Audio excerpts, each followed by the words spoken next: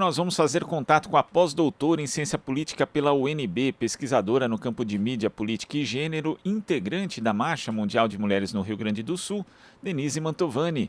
Bom dia, Denise. Bom dia, Glauco. Bom dia aos ouvintes da Rádio Brasil Atual. Um prazer estar aqui com vocês, conversando mais uma vez. Obrigada. Prazer é nosso em recebê-la, Denise. E a sucessão de fatos políticos aqui, né? A gente imagina uma pauta na sexta-feira e vai modificando no final de semana, porque realmente é uma sucessão bastante interessante, para dizer o mínimo, Denise. No sábado nós tivemos, por exemplo, uma decisão do ministro Raul Araújo, do Tribunal Superior Eleitoral, vetando manifestações políticas por parte de músicos que se apresentariam ontem no festival Lollapalooza. O ministro acolheu um pedido do PL, partido do presidente Jair Bolsonaro, após manifestações de Pablo Vittar e Marina no palco do festival na sexta-feira. E muitos juristas, Denise, além de diversas personalidades, entendem isso como censura. De que forma você analisa essa decisão, ainda mais tendo em vista que o presidente Jair Bolsonaro já participou de inúmeros eventos, alguns financiados com dinheiro público, que, segundo juristas também, configurariam campanha eleitoral antecipada? Tanto é assim que a reação social, a reação dos próprios meios juristas, né, foi o oposto daquilo que ele produziu com essa ação de um juiz que, aliás, o próprio noticiário registrou, é um juiz que já teve, inclusive, já foi agraciado com prêmios no próprio governo Bolsonaro, ou seja, está no campo, né, de apoio do Bolsonaro. Então, eu acho que ali é uma evidência de uma tentativa de censura, que foi denunciado também no fim de semana, é uma tentativa de cercear o que está brotando pela população em geral, que vai tomando consciência, e naquele local especificamente, que era um ambiente cultural jovem, né, de uma atuação cultural da juventude, que fica evidente que as pessoas sabem quem é Bolsonaro, né? E houve um movimento, me parece assim, não só da cultura brasileira, dos cantores, dos artistas brasileiros, mas também internacionais, ou seja, o Bolsonaro, ele expressa, não só dentro do Brasil, mas fora, um risco, né, para a democracia, um risco para os direitos civis, um risco para a liberdade de expressão, que ele se apropria dessa frase para o interesse próprio. Então, eu acho que o episódio do Lollapalooza foi muito importante para mostrar, primeiro, que eu acho que tem uma sociedade viva, né, que reage a tentativas de censura, demonstrando também que não será fácil para o Bolsonaro usar das instituições de Estado, como ele vem fazendo, para os seus interesses pessoais, porque a própria sociedade reagiu. E depois da ação do TSE, que foi uma presepada, porque nem a ação notificou corretamente os responsáveis pelo evento, mas a própria sociedade reagiu, os artistas vieram, mesmo os que não estavam se apresentando, vieram numa reação em apoio às manifestações, que não tem nada de manifestação de eleitoral, muito pelo contrário, é uma expressão do direito político de cada pessoa de dizer e expressar o seu incômodo, né, pelo que está sendo esse governo no Brasil. Ato ilícito foi o que ele fez ontem à noite, né, ao se lançar como candidato, no discurso que fez, se autoproclamando candidato, infringindo as regras da legislação. Como, aliás, a gente, na outra vez que a gente conversou aqui no programa, eu estava comentando, o grande desafio dessa eleição é ter um candidato como o Bolsonaro, que é um sujeito antidemocrático, autoritário, que não respeita as regras da lei eleitoral e nem as regras do convívio democrático. Então, esse vai ser o nosso grande desafio como sociedade, passar o processo da disputa eleitoral de forma a que os resultados sejam respeitados, coisa que ele, inclusive na fala de ontem, já dá sinais de que a postura dele será uma postura autoritária e ameaçadora, né, ao longo da campanha. Então, só para te comentar, você acha que o episódio de ontem mostra uma sociedade viva, né, em relação às tentativas de cercear e calar as reações que vêm aparecendo contra o Bolsonaro. E você até destacou, Denise, a atuação do ministro do TSE, Raul Araújo, que ele quis proibir manifestações políticas no Lollapalooza, mas decidiu manter, por exemplo, em 2 decisões entre fevereiro e março, outdoors a favor da candidatura do presidente Jair Bolsonaro, colocados por instituições do setor agrícola em diversos estados do país. Então, essa decisão também pode ser interpretada como de uma forma que o TSE pode interferir no processo eleitoral, já que provavelmente ele vai ser muito chamado, não só agora, mas durante o processo em si, a partir do início da campanha, a gente tem uma amostra de como essa interferência pode ser decisiva dentro desse cenário, Denise? Eu acho, Glauco, que o episódio mostra, por exemplo, uma questão que a sociedade e o mundo jurídico, sobretudo, precisa ficar bastante atento, e o mundo político e a sociedade em geral, que é a tentativa que o Bolsonaro executou ao longo desse período de governo dele de tomar as instituições democráticas, as instituições políticas, e o TSE é uma delas, indicando pessoas que atendam aos seus interesses particulares, políticos, enfim. E esse juiz, ele mostra um pouco esse objetivo. Então, ele vai atuar em favor do Bolsonaro.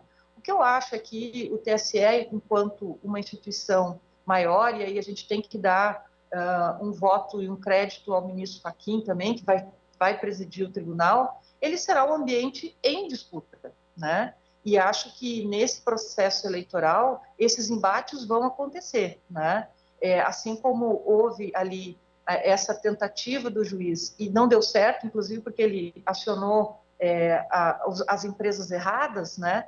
Ao mesmo tempo já havia um movimento de advogados, tanto também do ambiente cultural, de acionar juridicamente o TSE para anular essa decisão do juiz, essa proibição ou tentativa de proibição do juiz. Então, eu vejo assim que esse espaço de condução do processo eleitoral, que é o Tribunal Superior Eleitoral, ele vai estar também em disputa durante o período eleitoral. Acho que isso que nós vimos no final de semana, ele é um exemplo do que vai acontecer ao longo do período, porque, infelizmente, a gente percebe que existem representantes que estão nas instituições do Estado brasileiro atendendo a interesses privados e não ao interesse público e não ao interesse da sociedade em geral, que é garantir um processo tranquilo das eleições, seguindo as regras, seguindo as normas, seguindo as leis, garantindo um processo pacífico, né? Então, eu acho que ali é uma demonstração de que nós teremos realmente embates nesse período eleitoral bastante duros, mesmo dentro das instituições. E Denise, você mencionou o repúdio internacional, né, que parte da sociedade de outros países também tem em relação a Jair Bolsonaro, e o ator estadunidense Mark Ruffalo, inclusive na semana passada, ele retuitou uma postagem da cantora Anitta chamando as pessoas, né, que existe uma campanha dos artistas chamando a participação de eleitores, né, a partir dos 16 anos para que os jovens possam votar, e ali ele também manifestou repúdio ao Bolsonaro, muita gente inclusive entendendo, né, que é necessária a participação dos jovens na política para tentar modificar o quadro atual. E você já foi coordenador, inclusive, de projeto de extensão sobre juventude política. Queria saber qual a sua avaliação da importância que esse tipo de campanha tem, ainda mais nesse momento que o Brasil passa hoje. Te agradeço, Glauco, pela pergunta, porque eu acho que é bastante importante. Assim, eu acho que a gente tem a juventude, pela sua essência, ela tem uma característica de contestação. E eu acho que é muito importante, nesse momento, a gente olhar para essa questão da juventude, dos jovens, dos seus registros no sistema eleitoral, mas também eu acho que nós precisamos. Isso que aconteceu no Lollapalooza é importante porque ele mostra que existe uma preocupação no campo cultural, e aí eu reforço, a política enquanto um processo em que nós olhamos para o que acontece ao nosso redor, a gente busca se informar, a gente busca entender o que está acontecendo ao nosso redor, ela é algo do nosso cotidiano, né? Quando a gente fala, por exemplo, que a gente precisa lidar com realidades de violência no cotidiano das pessoas, a gente também está falando de política nisso, porque isso vai implicar em uma série de outras políticas públicas que a gente vai escolher ou não. Então, eu acho que a juventude se registrar para votar é muito importante, mas é muito importante também que essa juventude, a sociedade como um todo, busque se informar, busque se esclarecer a partir de informações precisas, factuais, e não a partir de um fenômeno que nós estamos vivendo hoje, que é o tema das redes sociais e das fake news, né? Dessa produção irresponsável de conteúdo que confunde as pessoas, porque a juventude ela tem uma característica, e nas pesquisas que a gente tem visto, ela é um dos grupos sociais que é crítico ao Bolsonaro. Eu acho que é importante a gente olhar para as restrições que o Bolsonaro, no seu governo, ele procura impor à juventude, a falta de acesso à educação. Isso é muito importante, porque quando a gente tem tanto os jovens na idade escolar distantes da educação, eles estão expostos a qualquer outro tipo de informação, de manipulação. Então, a gente precisa construir esse caminho de consciência a partir da educação, né? A partir da formação desses jovens, porque me parece assim que é muito importante que a gente tenha a juventude participando da vida política, não no sentido exclusivamente partidário, é a favor desse ou a favor daquele, que me parece um pouco o movimento que faz o Bolsonaro com as suas redes sociais e as suas fake news. Mas é importante que os jovens estejam, assim como os seus familiares e a sociedade em geral, participando de uma vida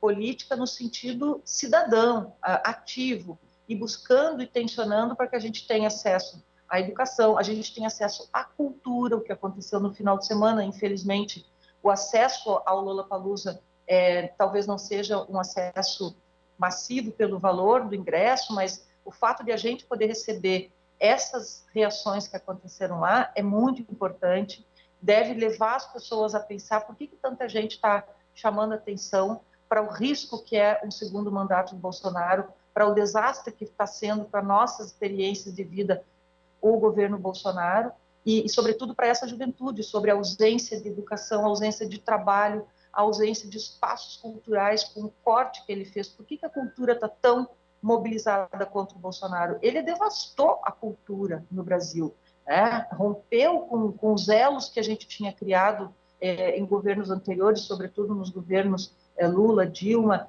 de criar elos econômicos de sustentabilidade e de promoção da cultura. Então, tudo isso, quando é rompido, deixa exposto à manipulação das fake news e ao movimento que faz o Bolsonaro de controlar, ou de tentar, né, controlar as nossas mentes. O que eu acho que tem um aspecto importante é que a juventude, por si só, ela é crítica, ela busca outras informações, né? E eu espero que isso aconteça, porque não basta só o jovem e votar, é preciso que ele observe o que está acontecendo ao seu redor, ele analise, ele critique por que não está com acesso à educação, ou essa educação não é de boa qualidade, ou ele tem que pagar para estudar, o que não deveria, né? Deveríamos ter um ensino público e gratuito para todos os jovens até a sua idade adulta e posterior. Quem quisesse estudar deveria ter acesso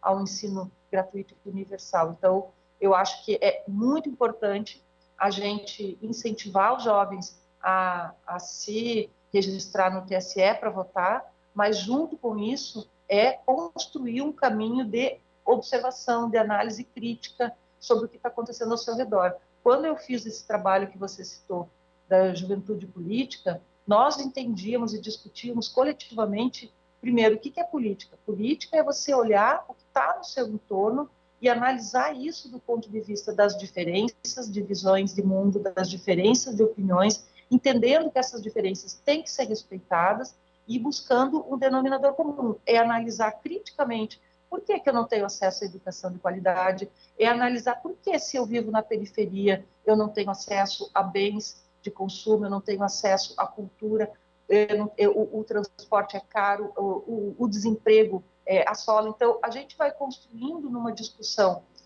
sobre a nossa vida no mundo em que nós estamos de uma maneira mais crítica. Isso é fazer política. Ela pode não estar vinculada a partido político, mas ela está vinculada a um olhar mais consciente do que está acontecendo ao nosso redor. E isso é transformador. Na época que eu fiz esse trabalho, a juventude, o grupo de jovens com os quais eu trabalhava, você via que os jovens buscavam se informar, os jovens buscavam referências nas suas atividades, sejam culturais, esportivas, enfim, para se informar. Então, eu acho que isso é uma coisa muito importante de a gente incentivar, além do registro no Tribunal Superior Eleitoral, que eu acho que é importante que os jovens votem, é muito importante que a gente tenha o maior número de pessoas votando, porque quanto maior o número de pessoas votando, melhor é a decisão, né, democrática numa eleição. E essa questão da informação é crucial, Denise, quando a gente observa alguns dados, como o divulgado pela pesquisa IPESP na semana passada, que tinha uma questão interessante que era sobre quem tem mais responsabilidade pelo aumento dos combustíveis. Aí aparecia Jair Bolsonaro empatado com guerra na Ucrânia, era uma questão de múltiplas respostas, né? Então ambos com 45%. Curioso porque o aumento dos combustíveis vem muito antes da guerra na Ucrânia. Só que na sequência ainda apareciam governadores de estados com 39%, governos anteriores de Lula e Dilma com 35% e STF com 29%. A partir daí é possível justamente fazer essa análise que você vinha fazendo, Denise, dessa necessidade de não só dos jovens, mas da sociedade de uma forma geral, ter mais acesso à informação de qualidade, mas também de um trabalho de análise crítica, de mais consciência política, porque isso mostra bem o caos informacional que o Brasil está mergulhado hoje. Exatamente, Glauco. Eu estava, inclusive, acompanhando um pouco antes da nossa conversa aqui, a entrevista que vocês estavam fazendo sobre a tentativa do governo de acabar com programas da Rádio MEC, da IBC, que são redes públicas ou estatais de produção de informação. E eu acompanhei por muitos anos a Rádio MEC, e ela era uma das emissoras, por exemplo, que produzia informação de conteúdo educacional, que ajudava muito a construir uma rede de informação, inclusive a partir da realidade das comunidades com as quais ela estava oferecendo ali uma análise, uma informação. Então, assim, isso tudo é parte de um objetivo comum, que é o quê? Tirar das pessoas a pluralidade de acesso à informação, esgotar esses caminhos para que as pessoas fiquem suscetíveis a um tipo apenas de informação. E o que eu vejo hoje como muito grave, muito preocupante, é esse jogo em paralelo com a estratégia que é adotada pelo Bolsonaro de usar as redes sociais para inundar as pessoas com fake news ou um conteúdo falso, porque não é nem informação, ela não está baseada em fatos, né? Ela é um conteúdo falso para manipular as mentes, as nossas mentes. Então as pessoas ficam recebendo informação contra a vacina, recebendo informação contra a saúde, recebendo informação que, como você disse, mistura informações sobre por que o combustível está assim e não se discute quando é que foi,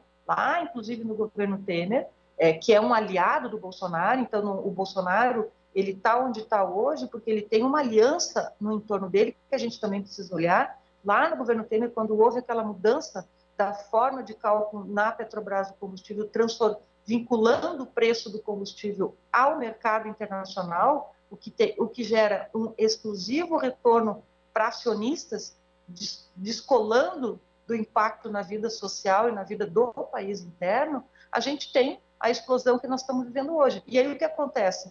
a tentativa de dividir essa responsabilidade que é desses governantes, do Temer e do seu Bolsonaro na sequência, de quem o Temer volta e meia. Não podemos esquecer que no ápice da tentativa do Bolsonaro de criar o caos institucional antidemocrático no Brasil, lá em 7 de setembro, foi o Temer que o ajudou a apaziguar os ânimos, e a gente seguiu aqui nesse processo que nós estamos vendo até hoje, desse desmonte do Estado e da vida social. Então, eu acho que a gente tem que incentivar, quanto mais possível, a pluralidade desses espaços de informação que oferecem às pessoas um conteúdo diferente, um conteúdo crítico, que faz a gente pensar, mas por que assim? Onde está? O que é que está acontecendo? Quem são os atores? Por que isso está acontecendo?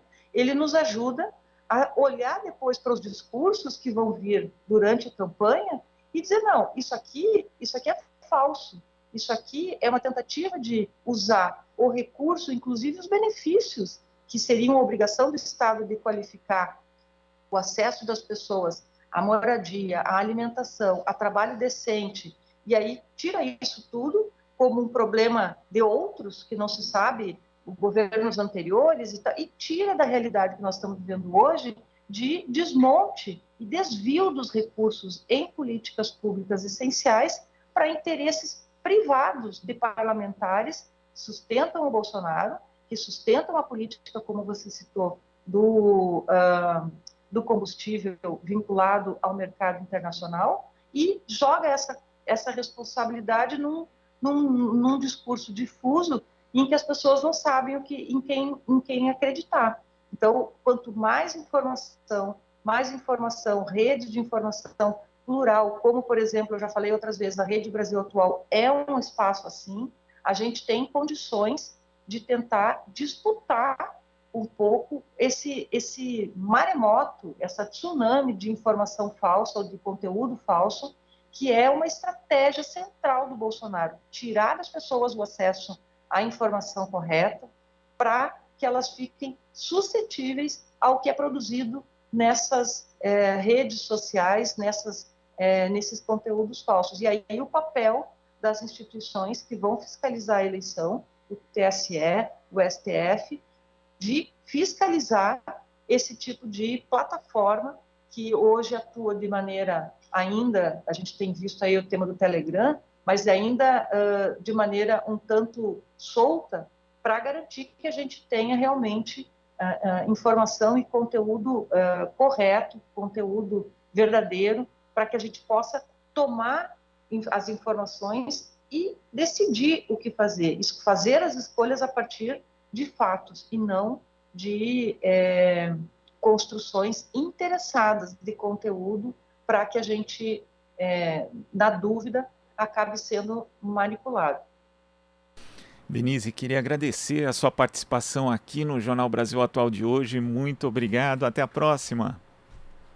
Glauco, muito obrigada a você, obrigada ao Jornal Brasil Atual, às ouvintes e aos ouvintes, mais uma vez, é sempre um prazer estar aqui com vocês no programa. Um bom dia e uma boa semana. Boa semana. Conversamos aqui com a pós-doutora em Ciência Política pela UNB, pesquisadora no campo de mídia, política e gênero, integrante da Marcha Mundial das Mulheres no Rio Grande do Sul, Denise Mantovani. Você está ouvindo Jornal Brasil Atual. As notícias que os outros não dão.